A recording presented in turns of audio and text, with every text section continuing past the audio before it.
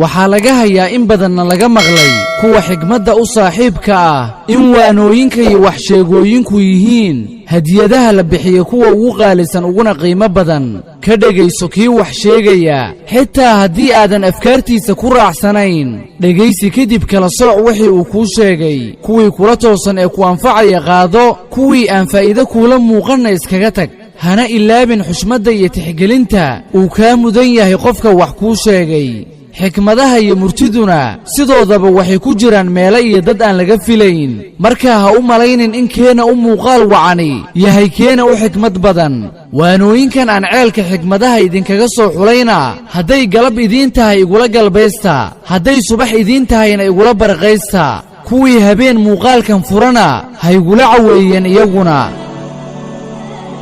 waanooyinkan noloshaada ku dabaq intaad nooshahay waxaad jeceshahay samay laakiin qofnaha dulmin sidaad rabto wax u kala sooc laakiin ha isla weynaanin weligaa sidaad doonto u carow laakiin qofnaha dhaawicin haddii ay fursadi kaa halowdo uu qalbigaaguna gubto ku demi qalbigaaga aayaddan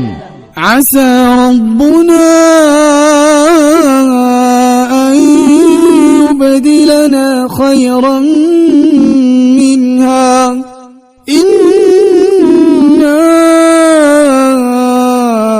إلى ربنا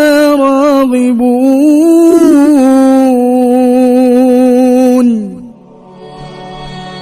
waxaynu joognaa zaman haddii dhagax lagu odhan lahaa noqo insaan uu odhan lahaa waan cudurdaaranayaa maxaa yeelay anigu ma ihi mid u adag sida insaanka oo kale ha ka xumaanin xiddig kaa damay samadu waxaa buuxa xiddiga fara badan haddii uusan nasiibkaagu noqon midkood lama oga in nasiibkaaguba uu yahay dayaxa haddii aad doonayso inaad nolol farxad leh ku noolaato noloshaada hadafyo ku xidh ee ha ku xidhan ashkhaas yacnii dadka qaar haddii aad keligaaga tahay ha dareemin murugo xasuusnow inuu dayaxuba yahay keligii isagoo uu keligiisa yahay ayuu haddana yahay midka u qurxoon inta samada ka muuqata dhaladu way jabtaa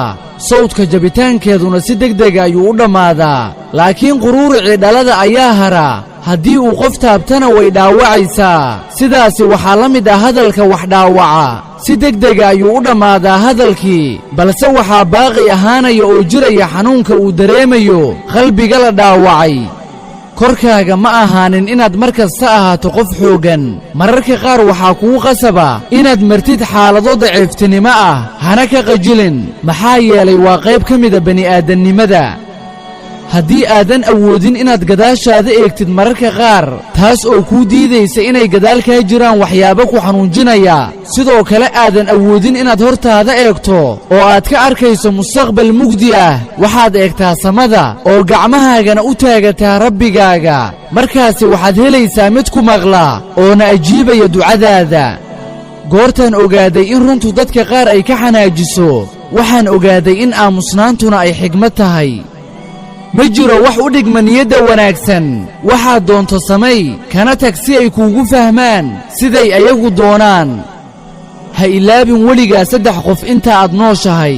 midka koobaad qofku siiyey kaalmo xilli aad ku sugnayd xaalad adag midka labaad ha ilaabin qof kugu arkay adigoo ku sugan xaalad adag kadibna kaaga tegey midka saddexaad ha ilaabin qof isaguba ku dhigay xaaladda daran ee aad ku sugan tahay haddii aadan ku qanacsanayn darajada iyo booska aad hadda joogto si degdega u beddel maxaa yeelay adigu ma tihid geed ka baxay halkaas si aad u guulaysato waxaa korkaaga ah inay ku gubaysa baahi aad u qabto guusha aadanna ka cabsan fashilka ee aad wajahdo khatar kasta oo ka sokaysa guusha naxariisii nabadgelya xagga alle ka ahaatay dushiina ha ahaato walaalayaal